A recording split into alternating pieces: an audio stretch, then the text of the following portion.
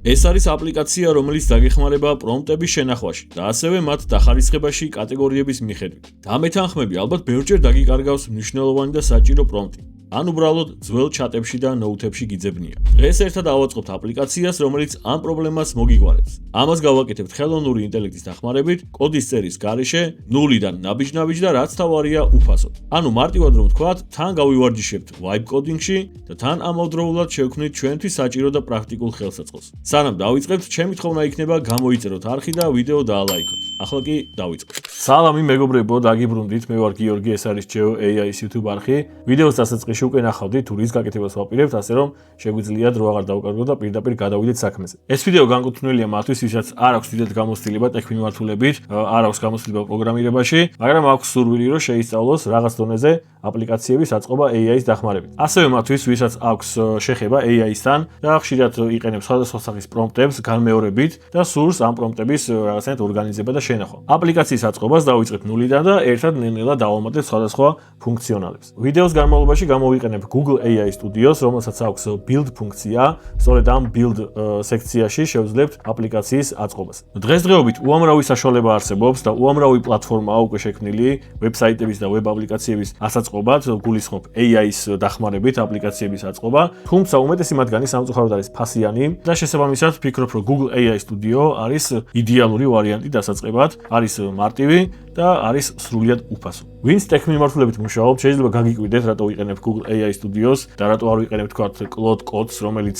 ფაქტიურად მეფობს დღეს კოდის წერის მიმართულებით. ამ შემთხვევაში არ მინდა ძალიან დავტვირთო ტექნიკურად ეს ვიდეო გაკვეთილი, მინდა იყოს მაქსიმალურად მარტივი და გასაგები ყველასთვის აბსოლუტურად და შესაბამისად გადავწყვიტე, რომ Google AI Studio გამოვიყენო, იმიტომ რომ კიდევ ვიმეორებ, არის მარტივი და უფასო. სამომავლოდ თუ იქნება ინტერესი, რომ უფრო მეტად გავართულოთ და უფრო მეტად დავტვირთოთ ტექნიკურად, კი ბატონო, პრობლემა არ იქნება, სხვა საშუალებებზეც, სხვა ტექნოლოგიებზეც გავაკეთებ მსგავს ტუტორიალებს. მოკლედ, ეკრანზე ხედავთ Google AI Studios მთავარ გვერდს. პირველი, რაც გვჭირდება, რა თქმა უნდა, არის ავტორიზაცია.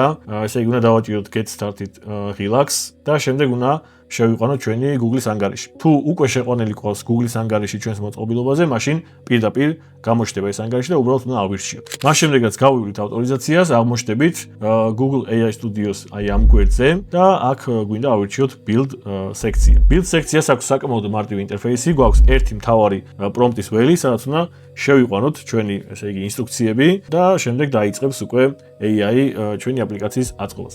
აქ ერთადერთი რაც გვჭირდება, უნდა დავწმუნდეთ, რომ არჩეული გვაქვს Gemini 3 Pro ვერსია, რაც შეეხება დანარჩენ სეტინგებს, დავტოვოთ ისე როგორც არის, არაფერს არ შევეხოთ. კარგი, მოკლედ შეგვიძლია ნელ-ნელა დავიწყოთ, ესე იგი, საწყის ეტაპზე გავუშვებ მარტივ პრომპტს, ანუ მონახას გავუკეთებ აპლიკაციის შესახებ და მცირედით ავხსნი რა ფუნქციონალი მინდა და როგორი დიზაინი მინდა. არაფერი განსაკუთრებული, არაფერი რაღაც კილომეტრიანი და დეტალური პრომპტები. დავწეროთ პრომპტი და სანამ გავუშვებ გენერაციაზე, გაჩვენებთ როგორ ინსტრუქციებს ვაძლევთ.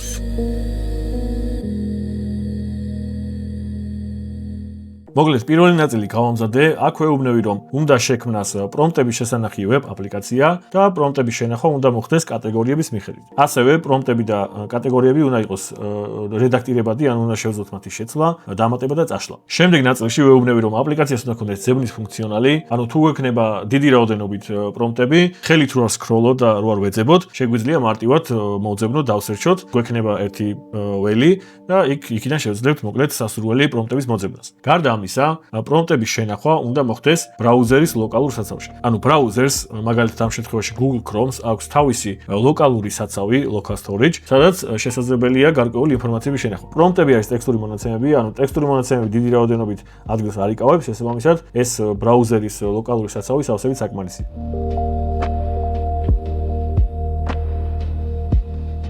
ინსტრუქციის შემდეგი ნაწილი ეხება დიზაინს. ესე იგი, ამ შემთხვევაში ჩვენ ვეუბნებით, რომ დიზაინი უნდა იყოს თანამედროვე, ლამაზი, მინიმალისტური. მე პირადად უფრო მეტად ვარ მუქი ფერების მოყვარული, ანუ მუქი თემების, dark mode-ის მოყვარული და შესაბამისად ვეუბნები, რომ ესე იგი, აპლიკაცია უნდა იყოს მუქ ფერებში. ესე იგი, შავის და ოქროს ფერის კომბინაცია ჩვენთვის მისაღებია, მომწონს მსგავსი კომბინაცია და ამიტომ ვეუბნები, რომ შავი და ოქროსფერი ფერები უნდა იყოს. გრადიენტებს რაც შეეხება, გრადიენტი არის, როდესაც თქვათ გვაქვს ორ სხვადასხვანაირი ოქროსფერი და გვაქვს გადასვლა ამ ერთი ოქროსფერიდან მეორე ოქროსფერში, ამას ქვია გრადიენტი. ბოლო ნაწილში ვეუბნები, რომ არ გამოიყენოს ფუტურისტული და ნეონ ელემენტები.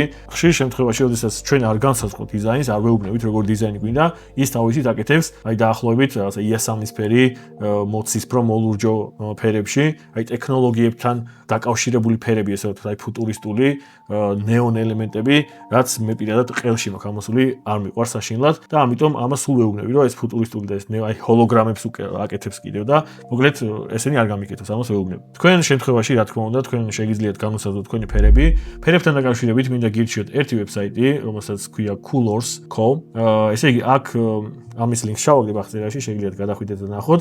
აქ გვაქვს სხვადასხვა ფერთა პალიტრები, ანუ კონტრასტული ფერები, რომლებიც ერთობლიობაში, ერთიან დიზაინში ლამაზად გამოიყურება და შეგიძლიათ ეს ფერები გამოიყენოთ, ანუ როდესაც კურსორს მივიტანთ თითოეულ ფერთან თავისი კოდი გამოისახება, 6 ნიშნა კოდი. პროგრამირებაშიც მსგავსი კოდები გამოიყენება, როდესაც თქვათ აპლიკაციის დიზაინს ვაწყობთ. hex კოდებს ეძახიან ამას, მოკლედ 6 ნიშნა კოდებია და წინ უწევთ ხოლმე დიეზებს. კარგი, მოკლედ შეგიძლიათ ეს საიტი გამოიყენოთ. მე პირადად ხშირად ვიყენებ ხოლმე, საკმაოდ ისეთი პრაქტიკული საიტია და ფერებთან დაკავშირებით, ანუ დიზაინებს თუ ვაწყობთ, ალბათ გამოგადგებათ. კაი, დაუბრუნდეთ სტუდიოში. მოკლედ ეს არის პირველი პრომპტი, პირველადი ინსტრუქციები და გავუშვათ და ვნახოთ მოკლედ რას აგვიწყობს.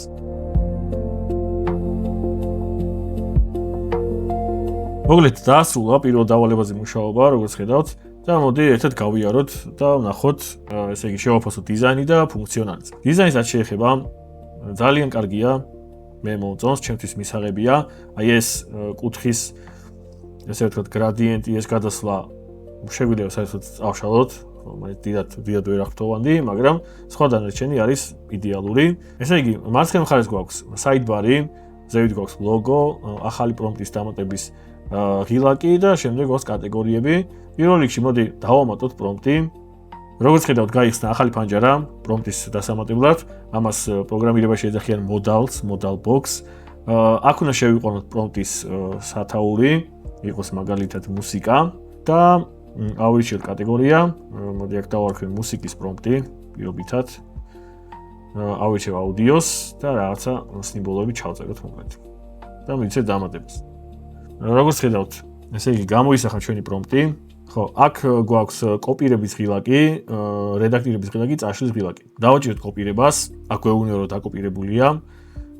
შემდეგ მოდი შევამოწმოთ, რამდენად სწორად აკოპირებს. კი, კოპირების ღილაკი მუშაობს ნამდვილად.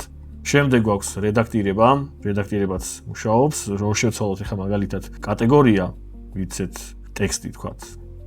შეიძლება კატეგორია აქ გამოისახება კატეგორიის აიკონი და რომ გადავიდეთ ტექსტის კატეგორიაში, ისევ გამოჩნდება ეს პრომპტი, სხვა კატეგორიებში არ გამოჩნდება. ანუ კატეგორიები, ესე იგი რედაქტირება მუშაობს კარგად. ხო, აქ კარგი იქნება თუ გამოსახავთ რაოდენობას პრომპტების, ანუ კატეგორიების გასწვრივ, რაოდენობის აღნიშნული, ესე იგი ელემენტები თუ გამოჩნდება, კარგი იქნება. ეხლა ვნახოთ წაშლა, დავაჭიროთ წაშლის ღილაკს და სამწუხაროდ არ მუშაობს. ამას გამოვასწორებთ. ეხლა მოდი ვნახოთ რა ხდება კატეგორიებში. სავარაუდოდ აი აქედან უნდა მოხდეს კატეგორიების რედაქტირება. დიახ, აქ გვაქვს ახალი ფანჯარა, გვაქვს კატეგორიის სახელი, შემდეგ გვაქვს შესაბამისი აიკონები, გვაქვს დამატების ღილაკი. აქ ალბათ რომ დავამატეთ კატეგორიას, აქ გამოჩნდება და შემდეგ უნდა შევინახოთ ცვლილებები. გასაგები, კაი, მოდი დავამატოთ რაღაც სატესტო ტესტი იყოს და მიცეთ თქვა აი ვიდეოს აიკონი, მიცეთ დამატებას, დაემატა ტესტი და შემდეგ უნდა შევინახოთ ცვლილებები. მე როგორც ხედავთ, გამოისახა ახალი კატეგორია საიდბარზე. მოდი ახლა წავშალოთ ეს ახლად დამატებული კატეგორია, მიცეთ წაშლის ღილაკი. ხო, აქ მუშაობს, როგორც ჩანს. მხოლოდ პრომპტების შემთხვევაში გვაქვს პრობლემა. კაი, სხვა დანარჩენი ამ ეტაპზე ყველაფერი მისაღებია. მოდი ძებნის ფუნქციონალიზმს გავტესტოთ, დავამატოთ ახალი პრომპტი, დავარქვათ ტესტი. შევინახოთ და ახლა მოვძებნოთ, მოდი გადავრთოთ მაგალითად ყველა კატეგორიაზე და მოვძებნოთ ტესტი. ლათინურად დავწერ. ან როგორც ხედავთ, მხოლოდ ამ პრომპტს მიჩვენებს და თუ მივიცემთ ქართული ასოებით მუსიკის პრომპტი, გვიჩვენებს მუსიკის პრომპტს. ხო, ძებნა მუშაობს, გამართულია და მოკლედ შეგვიძლია გადავიდეთ მეორე პრომპტზე და გამოვასწოროთ ის მცირედი შეცდომები, რაც აქვს ჩვენს აპლიკაციას და ამის შემდეგ შეგვიძლია უკვე სხვადასხვა ფუნქციონალების დამატებაზე გადავიდეთ.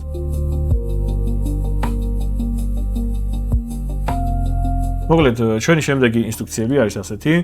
გვინდა აი ამ ელემენტის გაქრობა კუთხეში, ეს ფერის გადასვლა როა, ისე რომ ფერი უკანა ფონის ფერი არ შეცვალოს, ამას ვეუბნები პირველ ნაწილში და მეორე ნაწილში ვეუბნები რომ პრომპტის წაშლის ღილაკი არ მუშაობს. და როდესაც აქ მოდი დავაზუსტოთ რომ წაშლის ღილაკზეა საუბარი. როდესაც წაშლის ღილაკს დავაჭერთ, გახსნას მოდალი, ანუ ფანჯარა, რათა დავდასტუროთ წაშლა. ანუ წაშლა ზოგადად არის სარისკო საქმე, შეიძლება რაღაცა მნიშვნელოვანი ინფორმაცია დავკარგოთ, ასე რომ უბრალოდ ერთი კლიკით რო ვშლით რაღაცას, ეს კარგი პრაქტიკა არ არის. აქედან გამომდინარე, უმჯობესია რომ როცა დავაჭერთ წაშლის ღილაკს, გამოვიდეს გამოფრთხილებელი ფანჯარა და დავადასტუროთ წაშლა ღილაკზე დაჭერით. და იგივე ფუნქციონალს დამატებას თხოვ კატეგორიების შემთხვევაში, როდესაც კატეგორიის წაშლა მოგვინდება, გამოვიდეს ფანჯარა და კითხოს დამატებით გვინდა თუ რა წაშლა. ხო, აქ კიდე შეგვიძლია დავამატოთ რაოდენობების მაჩვენებელი. კარგი, მოკლედ, მზად არის ჩვენი ინსტრუქციები და მოდი გავუშვათ და ვნახოთ როგორ შეასრულებს ამ დავალებას. დაასრულა მუშაობა, როგორც ხედავთ, ჩვენი მიმდინარე პრომპტები წაშალა, მაგრამ ესეა ყოველთვის, როდესაც ახალ დავალებას ვაძლევთ, ახალი გენერაციის შემდეგ არსებულ, ესე იგი, მონაცემს შლის ხოლმე. ანუ ამის არ შეგეშინდეთ. ეს მე როგორ უნდა შევინარჩუნოთ ეს პრომპტები და როგორ უნდა დავიზღვევთ თავი ამის დაკარგვისგან, ამის ფუნქციონალსაც აუცილებლად დავამატებთ ჩვენს აპლიკაციაზე. აი, მოდი, ესე იგი, დავამატოთ პრომპტი, გავუშვათ რაღაცა სიმბოლოები. დავცადოთ მისი წაშლა. აი, როგორც ხედავთ, გამოვიდა ფანჯარა, სადაც გვეკითხება, გვინდა თუ არა მართლა ამ პრომპტის წაშლა, მიცეთ წაშლას და პრომპტი წაშლილია. იდეალურად მუშაობს. ნახოთ იგივე კატეგორიების შემთხვევაშიც დავამატოთ ახალი კატეგორია და შემდეგ წავშალოთ ეს კატეგორია, აქაც გამოვიდა იგივე ნაირი ფანჯარა, სადაც გვეკითხება გვინდა თუ არა ამის წაშლა, წავშალოთ და როგორც ხედავთ კატეგორია წაშლილი. კარგი, მოდი დავამატებ ახლა პრომპტს. შემდეგ დავარეფრეშებ გვერდს და ვნახოთ, შეინახავს თუ არა და თუ წაშლის ამ პრომპტს. წესიდაგით არ უნდა წაშალოს. აი, როგორც ხედავთ, დაგხვდა ისევ პრომპტი, ეს იმის ნიშანია, რომ ამ ბრაუზერის ლოკალურ საცავში სწორად ინახავს ჩვენს მიერ დამატებულ პრომპტს. კარგი, შემდეგ რაც მინდა შევამოწმო, წეღან პირველ ცდაზე დამოვიწყდა, ეხლა შევამოწმოთ. როდესაც დავამატებთ ახალ კატეგორიას, ჩვენს ესე იგი აპლიკაციას, იყოს ტესტი.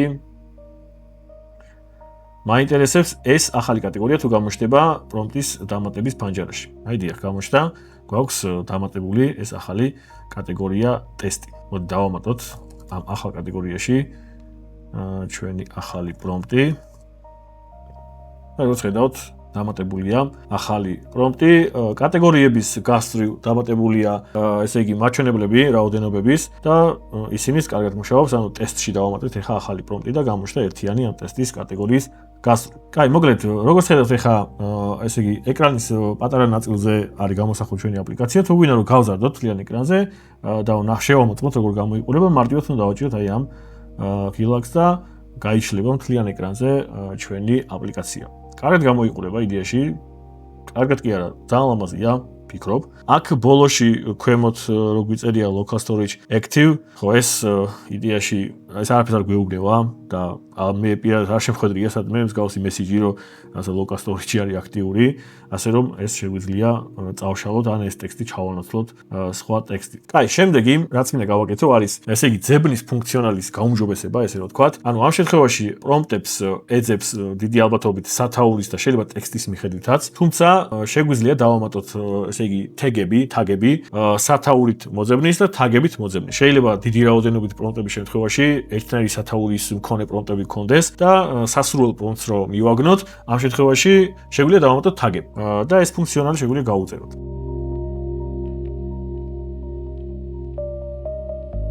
მოკლედ, შემდეგი ინსტრუქციები გავამზადეთ. ესე იგი, აქ ვეუბნები, რომ პრომპტებს უნდა დაამატოს თაგების ფუნქციონალი. თაგების დამატების დროს, ანუ როდესაც თაგებს ავკრებთ და enter-ს დავაჭერთ, ეს თაგები უნდა დაემატოს ავტომატურად. და ასევე ჩაგვინაცვლოს ეს ტექსტი, აი ქვედა ტექსტი local storage active. აქ უნდა გაუშვას GeoAI 2026. ოღონდ 2026 თარიღი უნდა იყოს დინამიურად გამოთვლილი. ანუ უბრალოდ კოდში რო ჩაიწეროს 2026, მე 2027 რომ მოვა, დარჩება 2026. ანუ უნდა გამოითვალოს კოდის დახმარებით დინამიურად ისე რომ როდესაც დადგება 2027 აქაც უნდა შეიცვალოს დინამიურად და გახდეს 2027. გავუშვათ ეს ინსტრუქციები და ვნახოთ რას იზამს. შევამოწმოთ როგორ შეასრულოთ ჩვენი დავალება. პრინციპში სანამ შევამოწმებთ ერთ ფუნქციაზე მინდა გაჩვენოთ, ეს არის restore ფუნქცია, ანუ თუ მოხდა ისე რომ რაღაც დავალება ვერ შეასრულა, ან რაღაცა დაურია და გვინდა წინა მდგომარეობაზე დაუბრუნოთ აპლიკაცია, აი ამ ღილაკს უნდა დავაჭიროთ და დაგვაბრუნებს წინა მდგომარეობაზე. კაი, ესე იგი ჩვენ რა გვინდოდა? აქ გვინდოდა თაგების დამატება და ხო, ამ ტექსტის შეცვლა. ტექსტი შეცვალა წარმატებით. ეხლა დავამატოთ პრომპტი. აი თაგების განყოფილება აქ გამოჩნდა. თქვათ ტესტი და როგორც გითხრათ enter-ს დავაწები, ეს ტესტი უნდა დაამატოს. აი დაამატა თაგი. ძალიან კაი. ხო, ყველაფერი მუშაობს იდეალურად. აქ გამოჩნდა ჩვენი თაგები. მე აქ დამავიწყდა ინსტრუქციაში დამეწერა, რომ ეს თაგებიც გაითვალისწინოს ძებნის ფუნქციონალში და მოდი შევამოწმოთ, რამდენად გაითვალისწინა. ეხლა შევქმნი სხვა პრომპტს. აქ დავაწერ test 001 და მოდი ამის მიხედვით, ესე იგი ჩვენი პრომპტი test ეხა ორივეს გვიჩვენებს, ეხა 0-ს რო ავკრებთ, ესიც მხოლოდ პირველი უნდა გვიჩვენოს. კი. ამ ჩვენი ინსტრუქციის გარეშე თვითონ მოიფიქრა ჭყალებში ეს ამ თაგების დამატება ძებნის ფუნქციონალში. შემდეგი ფუნქცია რაც მინდა დავამატო არის ბევრი პრომპტის ერთიანად წაშლა. ანუ უნდა დავამატოთ სელექციის ფუნქცია, არჩევის ფუნქცია. ამ შემთხვევაში შევძლებთ ბევრი პრომპტის არჩევას და მათ ერთიანად წაშლას. მოკლედ, ვეუბნები რომ დაამატოს პრომპტების სელექციის ფუნქცია, როგორც ინდივიდუალური პრომპტის, ისე ყველა პრომპტის ერთდროულად და წაშლის წინ ისევ გავხსნას ეს დადასტურების ფანჯარა. გავუშვათ ინსტრუქცია და ნახოთ. კაი, მოკლედ, როგორც ხედავთ, გამოჩნდა უკვე მონიშნის ღილაკი ყველა პრომპტის გვერდით, ასევე თუ შევქმნით ახალ პრომპტებს, ახალ პრომპტსაც ექნება მონიშნის ღილაკი, მოდი კიდევ ერთი პრომპტი შევქმნათ. როგორც ხედავთ, გამოჩნდა წაშლის ღილაკი, აქ კარგი იქნებოდა ეს ღილაკი ცოტა გრძელი ყოფილიყო. იმიტომ რომ როგორც ხედავთ გატყდა შუაზე წაშლა და ეს რაოდენობის მაჩვენებელი ესე იგი ვერტიკალურად დადგა, ანუ ცოტა გრძელი რო იყოს, უფრო ლამაზად დადგებოდა, შეგვიძლია რა თქმა უნდა ამის მარტივად გამოსწორება. მოდი მოვნიშნოთ ყველა პრომპტი, დავაჭიროთ წაშლას, გამოჩნდა ფანჯარა დადასტურებისთვის და თუ დავაჭერთ წაშლის ღილაკს, დაიშლება ყველა პრომპტი. კაი, მოკლედ, სანამ შემდეგ ფუნქციონალზე გადავალ, ორი სიტყვით გეტყვით ბრაუზერის ლოკალური საცავის შესახებ.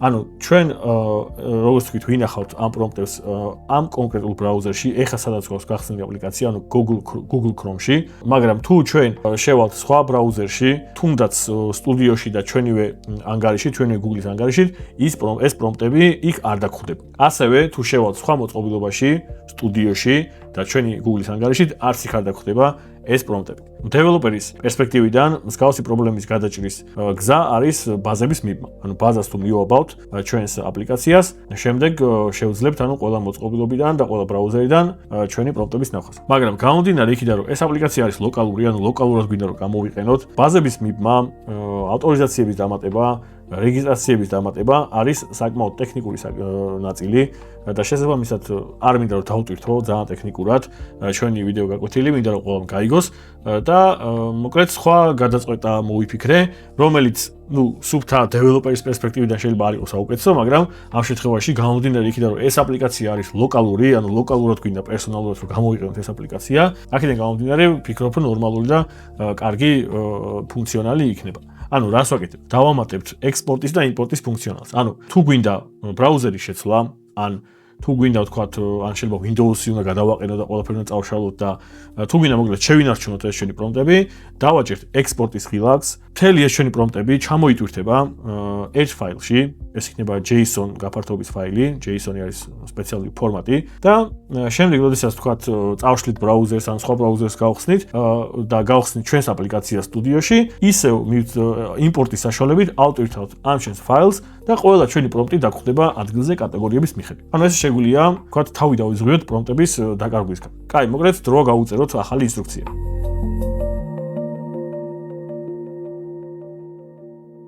მოკლედ ჩვენი შემდეგი ინსტრუქცია ასეთია, უნდა დაამატოს export-import-ის ფუნქციონალი, ექსპორტის დროს უნდა მოხდეს, ესე იგი, მიმდინარე პრომპტების ჩამოტვირთვა JSON ფორმატში და იმპორტის დროს უნდა მოხდეს მათი ატვირთვა უკან და ჩვენება კატეგორიების მიხედვით. გავუშვათ ეს ინსტრუქციები და ვნახოთ. დაასრულა მეგობრებო მუშაობა, მოდი შევამოწმოთ რა გვაქვს. ხო, აქ წეღან რაღაც გაჭედასავით, არ ვიცი რა მოვიდა, დავაკენსელე პირველი მცდელობა, აი როგორც ხედავთ, აქ ქონდა სელექციის ფუნქციის დამატება და შემდეგ export-import-ი, ანუ როგორც იყო და ხო, დავაკენსელე და თავიდან გავუშვი, მოკლედ და მე შეასრულა. გვაქვს ორი ღილაკი export-import-ი. მოდი პირველ რიგში დავამატოთ ახალი პრომპტები და შემდეგ გავტესტოთ ეს ახალი ფუნქცია, კიდევ ერთ პრომპტს დავამატებ. როგორც ხედავთ, ორი პრომპტი არის დამატებული და ჩავთვალოთ, რომ გვინდა ეხლა სხვა ბრაუზერში მოკლედ ამ აპლიკაციის გაშვება. რას ვაკეთებთ? ანუ უნდა ვიცით ექსპორტი, ჩამოტვირთოთ ჩვენი ეს პრომპტები JSON ფორმატით.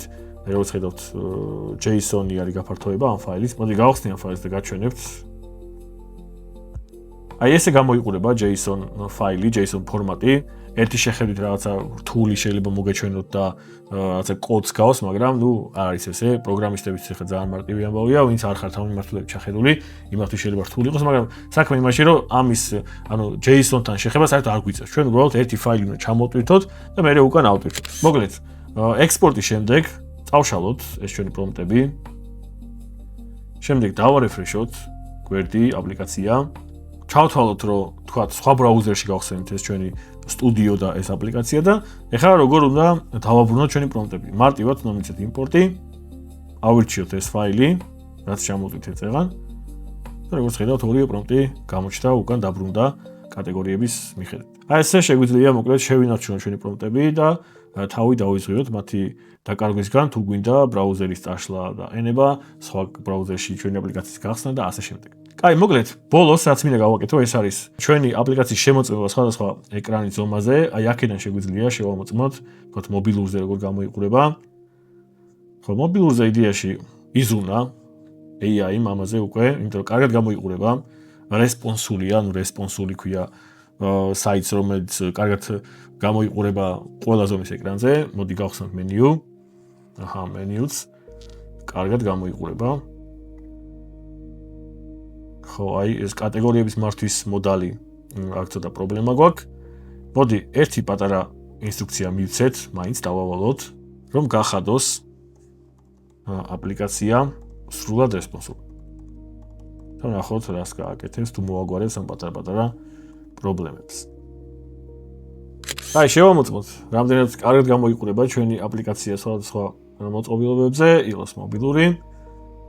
ხო, აქ მოდი დავამატოთ აბა პრომპტი. ეს კარგია, კარგად გამოიყურება. გავხსნათ მენიუ. აქაც ყველაფერი კარგად გამოიყურება. აქ საინტერესოა კატეგორიების მართვა. აქაც დაგვიმატა ეს სკროლბარი და ასე რომ პრობლემა არ გვექნება. ჩვეულებრივად დავამატებთ და შევცვლით კატეგორიებს აქედან. კაი, იდეაში გონი სულ ეს არის, არ მინდა რამე გამომრჩეს. კაი, აქ გვაქვს სხვადასხვა ფუნქციები, შეგვიძლია გადმოწეროთ მთლიანი პროექტი, კოდი, შეგვიძლია გავალაივოთ ეს აპლიკაცია, თუ მაინც და მაინც გვინდა რომ ლაივში გავუშვათ, აი ეს ფუნქცია აქედან გავაკეთოთ და აქ გვაქვს Google Cloud-ის მეშვეობით გალაივება, ესეც ცოტა ტექნიკურ დეტალებს შეიცავს, ასე რომ ამ შემთხვევაში არ გვინდა. შეგვიძლია გავაზიაროთ ჩვენი აპლიკაცია, აქ გვაქვს ორი ღილაკი, გამოქვეყნება და დეფოლტად მთლიან ეკრანზე გაშვება. ამას თუ ჩაურთავ, როდესაც შევალ სტუდიოში, აი მოდი ხა, მოდი publish-საც მივცემ. კაი, დავაკოპიოთ პირდაპირ ლინკი და გავუშვათ. აი როგორც ხედავთ, პირდაპირ მთლიან ეკრანზე გაეშვა ეს აპლიკაცია. ანუ შეგვიძლია მარტივად bookmark-ებში შევინახოთ ეს აპლიკაცია და როდესაც დაგჭირდება ახალი პრომპტის შენახვა, შეგვიძლია გავხსნათ bookmark-იდან ეს ლოკალური აპლიკაცია და შევინახოთ ჩვენი პრომპტები და აღარ დაგჭირდება მოკლედ ჩატებში ძებნა. მე თვითონ მაქვს ესეთი აპლიკაცია გაკეთებული, მე თვითონ კარგად ვიყენებ. ბევრი პრომპტის გამოყენება მიწევს განმეორებით და ჩემთვის იდეალურად მუშაობს. მოკლედ და თქვენც გირჩევთ, რომ მარტივად ააწყობთ 1 საათში გააკეთეთ ეს აპლიკაციას. დღეისათვის სულ ეს იყო, იმედია მოგეწონათ. დამიწერეთ კომენტარებში თუ გინდათ რომ უფრო გავართულოთ და უფრო კომპლექსური აპლიკაციები ავაწყოთ. თავისი თქვა ავტორიზაციებით, ბაზების მიბით და ასე შემდეგ. ამასაც გავაკეთებ. სამომავლოდ კლოდ კოდზეც რა თქმა უნდა ჩავწერ ტუტორიალებს, იმიტომ რომ დღესდღეობით ნომერ პირველია და მართლა მეფე არის კოდის წერაში და აგენტური მიმართულებებით და მოკლედ ამაზეც გავაკეთებ ტუტორიალებს. აი, სულ ეს იყო, კარგად იყავით, მადლობა ყურადღებისთვის, წავედით.